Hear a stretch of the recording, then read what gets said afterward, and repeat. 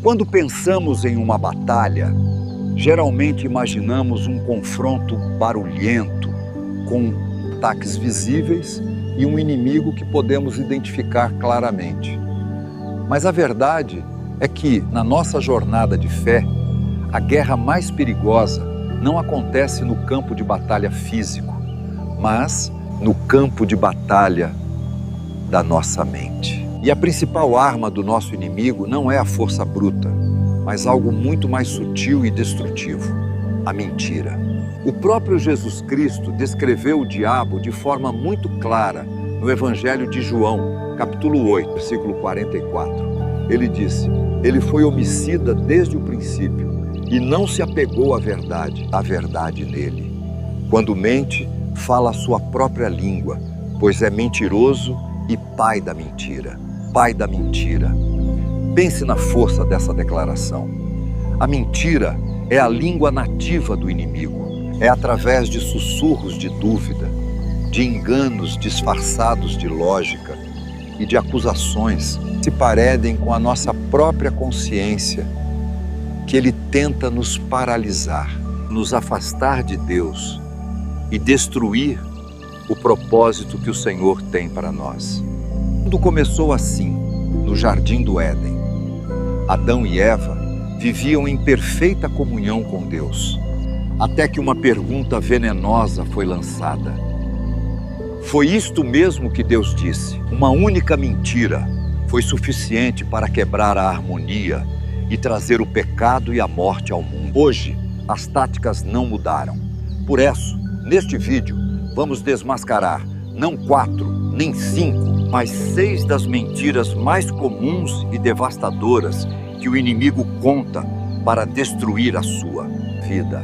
Fique comigo até o final, pois aprender a identificar esses enganos é o primeiro crucial passo para caminhar na liberdade e na vitória que Cristo conquistou para nós na cruz. O conhecimento da verdade é o que nos liberta. A primeira mentira é: seu pecado é grande demais. Deus não pode perdoar isso. Essa é uma das mentiras mais paralisantes. Depois que caímos, depois que erramos de uma forma que nos enche de vergonha, o acusador vem sussurrar em nossos ouvidos. Ele pega o nosso erro, o coloca sob uma lente de aumento e diz: olhe o que você fez. Desta vez, você foi longe demais. Um cristão de verdade não faria isso. Deus pode até perdoar os outros, mas isso é imperdoável. O objetivo dessa mentira é nos afogar em culpa e vergonha, nos fazendo sentir tão sujos e indignos que nem sequer tentamos nos aproximar de Deus. Ele quer que você se concentre no tamanho do seu pecado, para que se esqueça do tamanho infinito do seu Salvador. Mas qual é a verdade da palavra de Deus? A primeira carta de João, capítulo 1, versículo 9, nos diz: se confessarmos os nossos pecados, Ele é fiel e justo para perdoar os nossos pecados e nos purificar de toda injustiça. Note, Ele não diz de alguns pecados, mas de toda injustiça. Em Romanos 8:1, a palavra declara com autoridade: portanto, agora já não há condenação para os que estão em Cristo Jesus. Pense na vida do apóstolo Paulo. Antes de ser o maior missionário da história, ele era Saulo, um perseguidor da igreja. Ele consentiu na morte de Estevão, arrastava homens e mulheres cristãos para a prisão. Em suas próprias palavras, ele se considerava o principal dos pecadores. Se a mentira do pecado imperdoável fosse verdade, Paulo jamais teria sido usado por Deus. Mas a graça de Deus foi maior que o seu pecado. O sangue de Cristo foi suficiente para lavar o seu passado e lhe dar um novo futuro. Pense no rei Davi, um homem segundo o coração de Deus, que cometeu adultério e assassinato. Seu Salmo 51 é um retrato de um coração quebrado pelo pecado, mas que encontrou perdão e restauração. Não ouça a voz do acusador. Quando você errar, não fuja de Deus, corra para Ele. A cruz de Cristo é a prova definitiva de que não existe pecado tão grande que o seu sangue não possa cobrir. Confesse, arrependa-se e receba o perdão que já foi comprado para você. A segunda mentira é: você está sozinho, ninguém entende o que você está passando. A solidão é uma das ferramentas mais eficazes do inimigo. Se ele conseguir te convencer de que você é o único que enfrenta uma determinada luta, que ninguém mais compartilha da sua dor ou da sua tentação, ele te isola e uma ovelha isolada do rebanho se torna um alvo fácil. Essa mentira te faz olhar para os lados, na igreja, e ver todos parecendo felizes e fortes, e você pensa: o problema é só comigo. Se eles soubessem da minha luta, me julgariam. Ninguém me entenderia. Esse sentimento te impede de pedir ajuda, de abrir o coração e de receber o cuidado e o apoio da sua família na fé. Mas a Bíblia destrói essa mentira. Em Deuteronômio 31:6, Deus nos promete: sejam fortes e corajosos, pois o Senhor, o seu Deus, vai com vocês. Nunca os deixará, nunca os abandonará. A promessa mais fundamental da nossa fé é a presença de Deus. Você nunca está verdadeiramente sozinho. E mais, em 1 Coríntios 10:13, a palavra nos conforta dizendo: não sobreveio a vocês tentação que não fosse comum aos homens. Sua luta não é única. A dor que você sente, a tentação que te assola, a dúvida que te perturba, são batalhas comuns à jornada humana e cristã. Veja o exemplo do profeta Elias no capítulo 19 de 1 Reis. Ele tinha acabado de ter uma vitória espetacular contra os profetas de Baal no Monte Carmelo. Mas, logo depois, ameaçado pela rainha Jezabel, ele fugiu para o deserto, sentou-se debaixo de uma árvore e pediu a Deus que tirasse sua vida. Ele disse: já tive o bastante, Senhor. Eu sou o único que sobrou. Ele estava convencido de que era o último fiel em Israel. Mas Deus, com sua infinita graça, o restaurou e lhe revelou a verdade. Deixei 7.000 em Israel, todos os joelhos que não se dobraram diante de Baal. Elias se sentia sozinho, mas a realidade era que uma comunidade inteira de fiéis existia. Não acredite na mentira do isolamento. Deus está com você. E Ele colocou pessoas ao seu redor para te apoiar. Procure um irmão maduro na fé, um pastor, um líder. Quebre o silêncio. Você descobrirá que ao compartilhar suas cargas, elas se tornam mais leves e a mentira da solidão perde todo o seu poder. A terceira mentira é: Deus está desapontado com você. Você nunca será bom o suficiente. Essa mentira ataca diretamente a sua identidade como filho amado de Deus. Ela transforma seu relacionamento com o Pai em uma relação baseada em performance. Você começa a acreditar que o amor de Deus depende do seu desempenho, de quantas vezes você ora, lê a Bíblia ou acerta em suas decisões. E como todos nós falhamos, você passa a viver sob uma nuvem constante de condenação, sentindo que está sempre decepcionando a Deus. O inimigo quer que você se veja como um funcionário tentando agradar um chefe exigente e não como um filho nos braços de um pai amoroso. Ele quer que você tente merecer um amor que na verdade é um presente gratuito. A verdade bíblica é exatamente o oposto. Em Sofonias 3:17, lemos uma das mais belas descrições do coração de Deus. O Senhor, o seu Deus, está em seu meio, poderoso para salvar. Ele terá grande prazer em você, em seu amor o renovará, ele se alegrará em você com brados de alegria. Deus não te tolera, ele se alegra em você. O seu amor por você não se baseia no que você faz, mas em quem você é, a sua criação redimida por Cristo. A parábola do filho pródigo, em Lucas 15, é a ilustração perfeita disso. O filho mais novo errou de todas as formas possíveis. Ele desonrou o pai, gastou toda a herança e acabou na mais profunda miséria. Quando decidiu voltar, ele ensaiou um discurso baseado na mentira de que não era bom o suficiente. Pai, pequei contra o céu e contra ti. Não sou mais digno de ser chamado teu filho. Trata-me como um dos teus empregados. Mas qual foi a reação do pai? Ele nem deixou o filho terminar o discurso. Ele o viu de longe, correu, o abraçou, beijou e deu uma festa. A identidade de filho não foi cancelada pelos erros. Pare de tentar ser bom o suficiente para Deus. Você nunca vai conseguir. E a boa notícia é que você não precisa. Jesus já foi perfeito em seu lugar. Seu valor não está na sua performance, mas na sua posição de filho e filha, adotado e amado incondicionalmente. Descanse nesse amor. A quarta mentira é impossível mudar. Você sempre será assim. Essa é a mentira da desesperança. Ela pega aquele pecado de estimação, aquele vício recorrente, aquele traço de caráter que você odeia em si mesmo e te diz que isso é quem você é. Você sempre teve esse temperamento explosivo. Você nunca vai vencer essa luxúria. Você nasceu para ser ansioso. É uma sentença de prisão perpétua que nega o poder transformador do Evangelho. Se o inimigo conseguir te convencer de que a mudança é impossível, você para de lutar. Você aceita a derrota como destino e se conforma com uma vida muito abaixo daquela que Deus planejou para você. Mas a promessa central da nossa fé é a transformação. Em 2 Coríntios 5,17, a Bíblia afirma: portanto, se alguém está em Cristo, é nova criação. As coisas antigas já passaram, eis que surgiram coisas novas.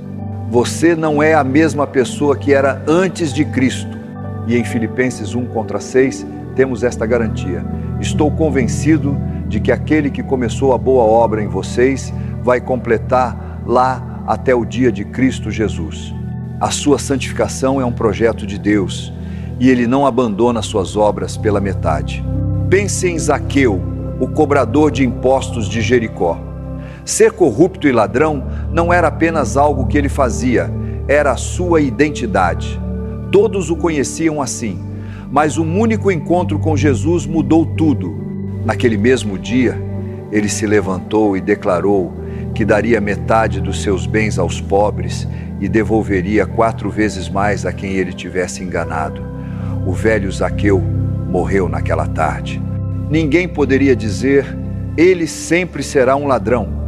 O poder de Deus o fez uma nova criação. Não aceite o rótulo que o seu passado ou suas fraquezas tentam te impor. Você não é seu vício, você não é sua ansiedade, você não é seu temperamento. Em Cristo, você é um filho de Deus em processo de transformação. A mudança pode não ser instantânea, mas ela é real e está acontecendo. Continue lutando, confiando que o poder que ressuscitou Cristo dos mortos está operando dentro de você.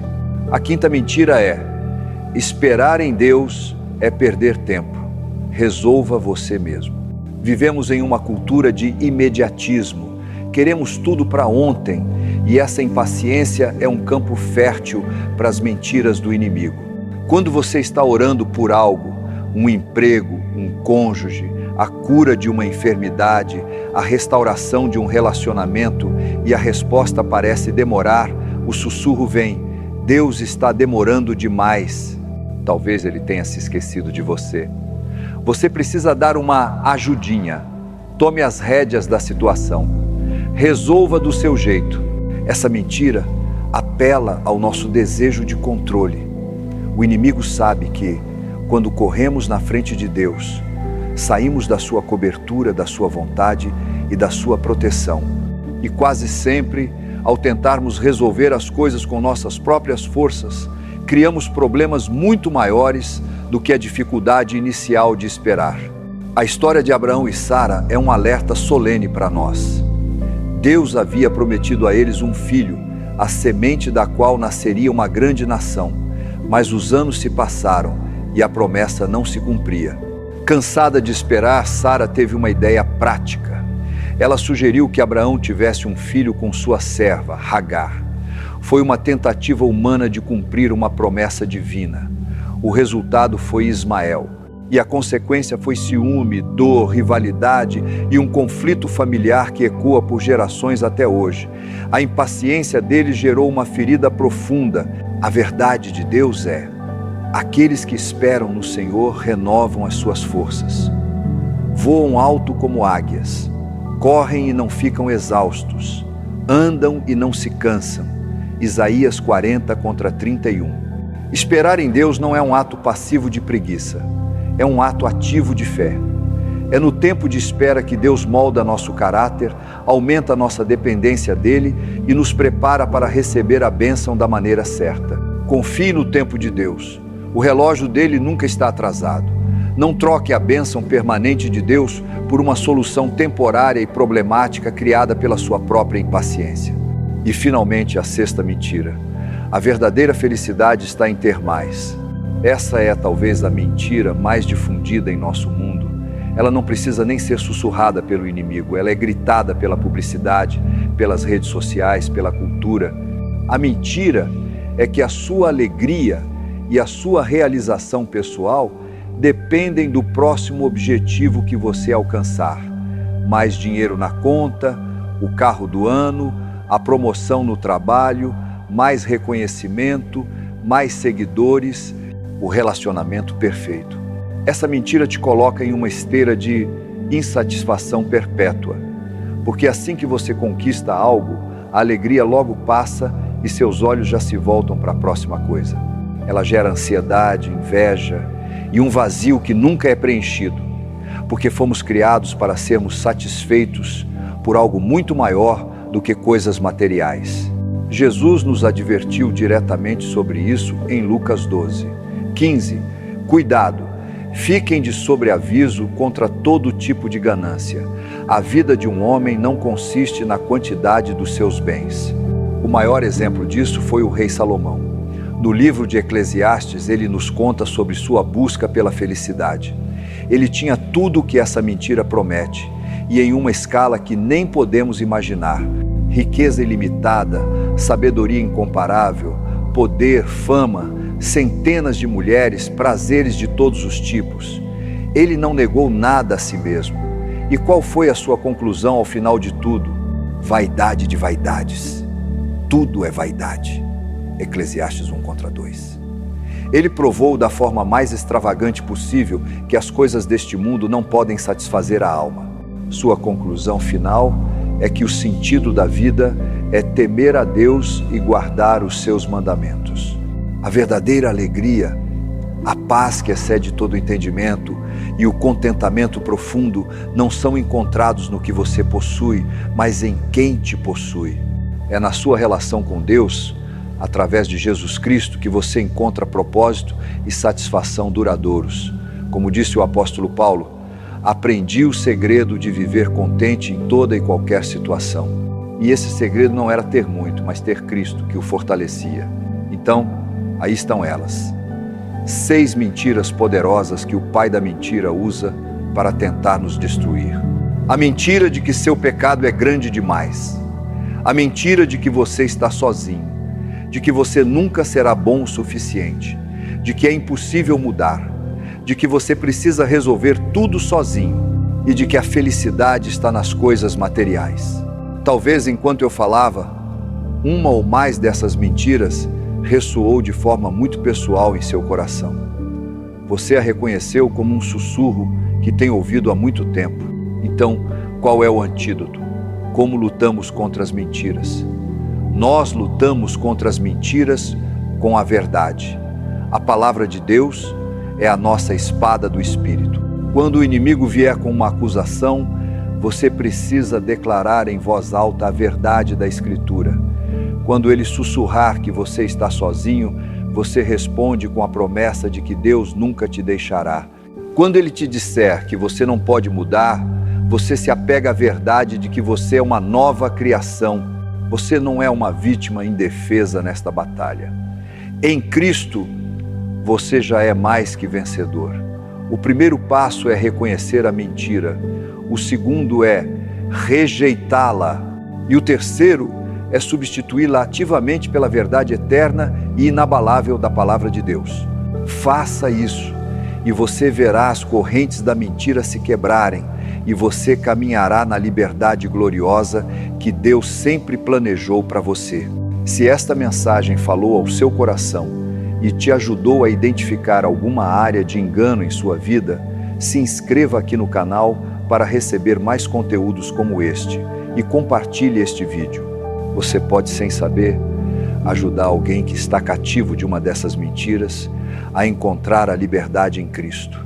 Que Deus te abençoe e te guarde na sua verdade.